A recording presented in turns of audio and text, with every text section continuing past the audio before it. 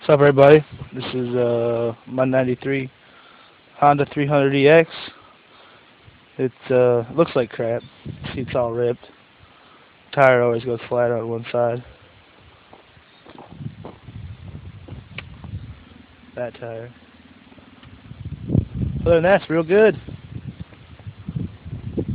Start it up for you here.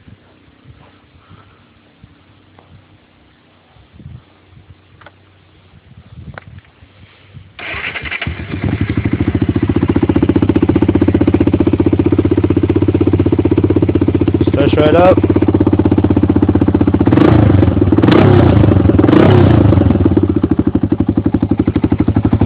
Stock exhaust. Baffle's blown out.